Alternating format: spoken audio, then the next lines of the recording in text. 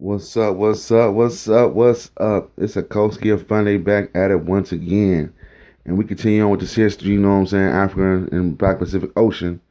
And we're going to talk about something that's not really discussed that much, you know.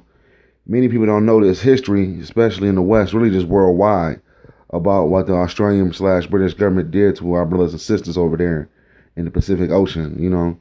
And this is talking about Maralinga, how the British nuclear tests changed history forever. Yes, they was doing some foul stuff over there. They was doing nuclear testing on our people over there. So let's get into it. Let's get into this history. In the 1950s, the Australian government authorized British nuclear tests on the Nauru country with fatal consequences. It paid compensation for the contaminated land, but never paid for the people affected. Maralinga went a home as an atomic test site. Imagine after 54 years, you're finally allowed to come back home to an atomic test site now declared safe.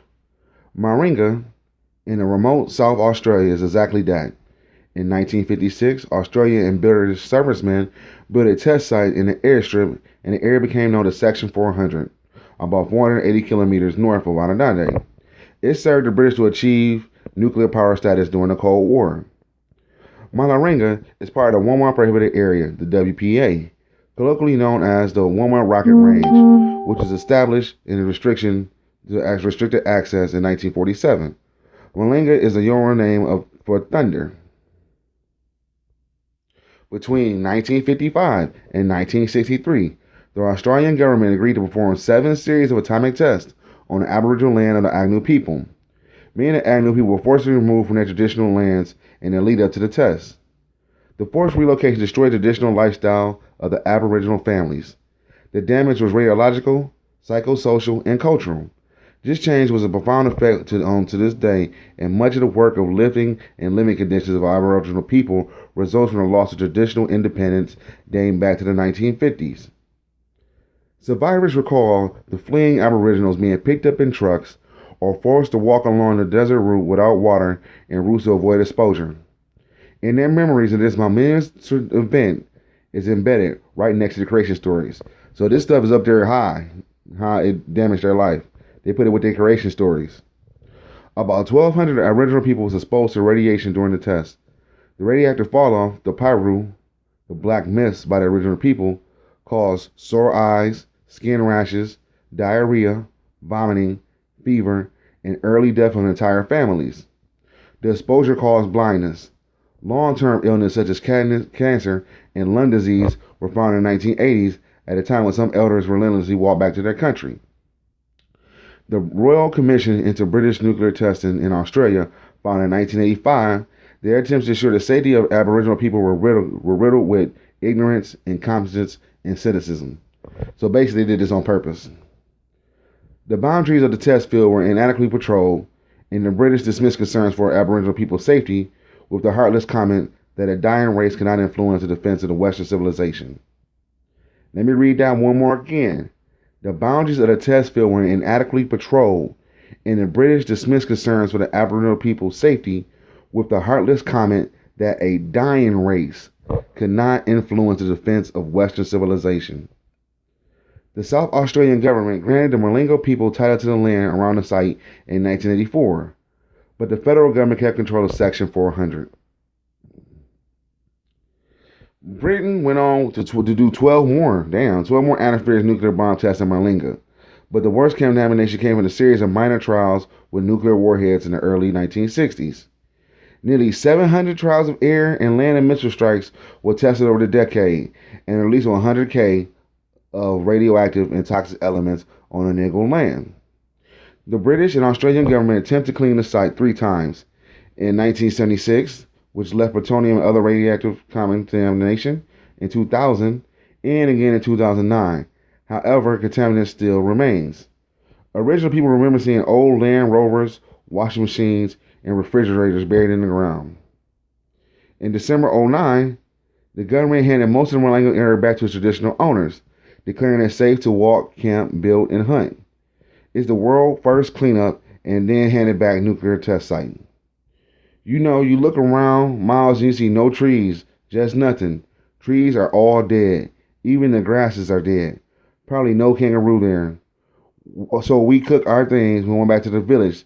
Then we were telling this white fella, "Oh, you went to that place? You shouldn't go there. You're not allowed there to go there. You know it's still hot. Nobody told us, but we've been here." My aunties and uncles, they were all young. They were young and they all died. Just us here now in the 50s. Nobody's ever got to 60 or 70 in that community. So it dramatically cut, the life expectancy rate down. Nobody lived past 50. People even died when they was young. I lost a sister when she was 20 from cancer. I lost an uncle 40 from cancer, and my auntie died from cancer. The loving memory of Yvonne Edwards. In the November 2014, the federal government formally relinquished ownership of 1,782 square miles of weapon testing, the last parcel of traditional Aboriginal land not yet returned. Defense Minister David Johnson declared that the area was safe for visitors. Aboriginal people hope to attract 2,000 visitors per year to the site. In 1991-1992, the government made a payment of $618,000 to the Aboriginal groups around the Maralinga land for contamination. At the same time, the government announced a reassumption of uranium sales to France worth $60 million a year. They're still ganking them. In 1995, the Aboriginal people received $13.5 million for the loss of lands and compensation for the contamination from the British government. Another $6 is paid to hand over help them maintain the township. They used to live some of the money to live in Maralinga, the dry community, an oasis of lives scarred by drugs and alcohol. Compensation for exposure to radiation is much harder to come by. To date, only 5 people have been paid a total of $200,000 in compensation. Claims of 14 Aboriginal people have been rejected. This flies in the face of the decision of the British High Court to allow the military veterans to sue the British Ministry of Defense for compensation of damages related to radiation exposure from the atmospheric tests that Britain carried out in Australia during the 1950s. 7 of them also in your country in South Australia. In January 2013, a UK court ruling ruled out the compensation for exposure to radiation, giving the same reason for another ruling in 2010, which told the British veterans who participated in nuclear tests in Australia they cannot sue the defense ministry because they could not prove their illnesses was caused by our exposure to radiation, a task almost impossible to prove. Right, we got 2 survivors right here speaking out, about what happened to them. That was kind of foul, And this is the British survivors and stuff like that, the U.S. soldiers. So they want to take care of their own damn soldiers on this, But many people don't know they dropped the bomb on them many times as Aboriginal group of people. They dropped the bomb on the Japanese twice, and that was supposed to be their enemy. But here we go, black people, peaceful black people, they dropping a bomb on them. One right here says 12 times. Damn, 12 times. And you know what, people? We still here. We're still out there fighting and banging and balling. It short our lifespan up, but they can't stop us. We still keeping up here moving. So we gotta look at it, even though this is very bad.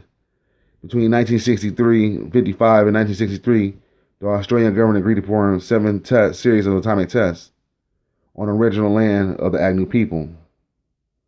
So they had this planned out and they paid for it and whatnot and woo. So you gotta understand, to them, our lives really don't matter. But the thing about it is, if they dropping atomic bombs on us, they really can't stop us. And we still here, still around moving. They really can't stop us, y'all. You know what I'm saying? The only fear should be the fear of failure of our ancestors. Anyway, this is Koski of Fun Day. Saying peace and subscribe to the channel.